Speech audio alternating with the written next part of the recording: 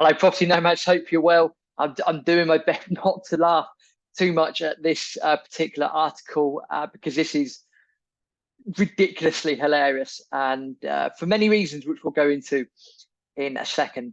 But a Metro paper reported that climate activists spray pink paint over a portrait of King Charles at a gallery, I believe, in Edinburgh. Yes, at Edinburgh's National Portrait Gallery. I mean, look at these chumps here. They look absolutely clueless.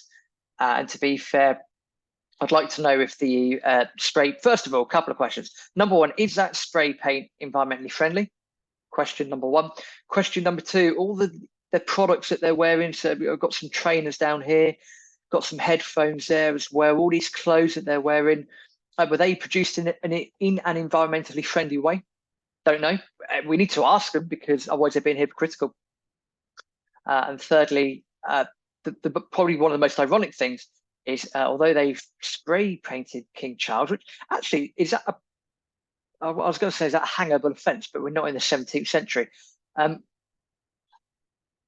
Defacing the monarch could be treason. Might be worth investigating that. Possibly treason.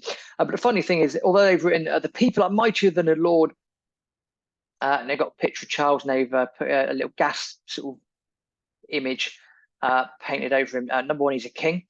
And secondly, I believe, if I'm not mistaken, good old King Charles, he's actually quite the climate person himself. Chatting with World Economic Forum and bits and bobs like that. So he's always been, to the best of my knowledge, environmentally aware. So the fact that they're doing this to him or spray painting his image is just ironic beyond belief. It's why I'm trying my best not to laugh. So it's not even Just Stop Oil. It's one called This Is Rigged, based over in Scotland. They spray painted the portrait of the king. Unlucky, because I think that's treason. So jail for you. Unlucky. Let's have a look. Ben Taylor, a 28-year-old gardener from Ayrshire, who took action, said, why does the Scottish government think it's acceptable to keep allowing new oil and gas projects to go ahead without even opposing them? Okay, Ben, what's his solution? If we don't have oil and gas, what's his solution? How are we going to get all of our consumption up to date? Wind, is that the answer? Is solar the answer? Don't think so. You need base nuclear energy. So I tell you what, if the Scottish government want to start creating nuclear plants up in Scotland, what's your response then? Are you going to oppose that? Because if you are, then you're shooting yourself in your foot and you're just a clown. Or do you agree with nuclear? Let me know. Come on, Property Nomads. It'd be interesting to talk to you and get your idea to what the solutions actually are. We need to work with these people to get into their minds to understand there are solutions, but we need to be working on the same page. This really is not going to help. He claims, if we want a future for our young people, they need to oppose all new oil and gas licenses. No, incorrect. Absolutely not. This is the most basic step they can take to secure a chance at a livable future. Until this happens, we will continue to target the Scottish government, forcing them to use the powers they do have to stand up for people. Sorry, guys. Unlucky. Oh, he's got a little shopping bag there that doesn't look like a bag for life either. That's probably not good for the environment. Unlucky. Shocking. Right, so let's go back to oil and gas. So there's two things that come into play here. Number one, that if you don't want oil and gas, then what's your solutions? I'd like to hear them. I think the world wants to hear them. So that's number one.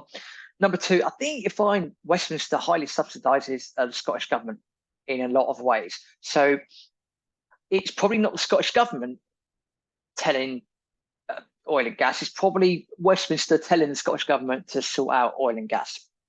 Now, if you want to become independent from Westminster, by all means, be my guest. You are more than welcome to. Then if your government's got to be more reliant on income that's not from Westminster, from all us taxpayers south of the border, then the Scottish economy needs to become self-sustainable. And I'm sorry, but as good as whiskey is, that's not going to cut the mustard. You're probably going to need oil and gas projects moving forward to then have your economy running properly. Again, what are the answers? You tell me. It seems like you are completely clueless. and the moaning at oil and gas, etc., etc., etc. So yeah, it does make me laugh that these people continue to make a stand. And number one, they defaced a portrait of the king, which makes me laugh because, well, number one, I'm a bit of a royalist, so it makes me a little bit tetchy anyway. But secondly, actually, I believe he's quite an environmental person, or he's got an ethos behind the scenes, environment-wise. So actually, probably the wrong person to deface. Secondly, if you want Scotland to become self-sustainable and you want independence, for example, from England, fine, crack on. But then your economy needs to be self-sustainable. How do you think that's going to happen?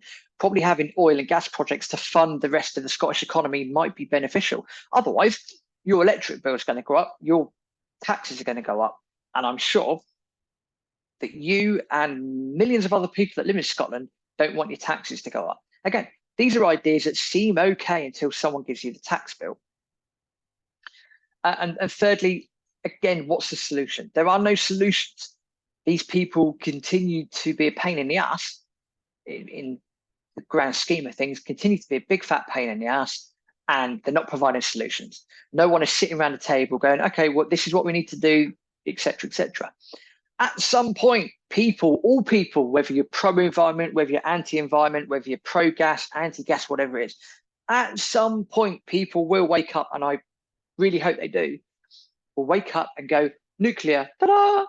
There's your answer. There is your answer to all of this sort of stuff. It's not going to happen overnight, but these are the answers. We need to get everyone around the table and start working on that.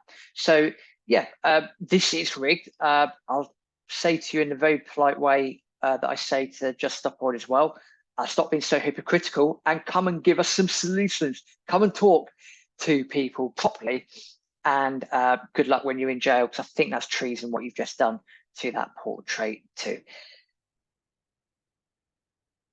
Yeah, like the channel, subscribe to the channel, press the notification bell on YouTube, and see you in the next video.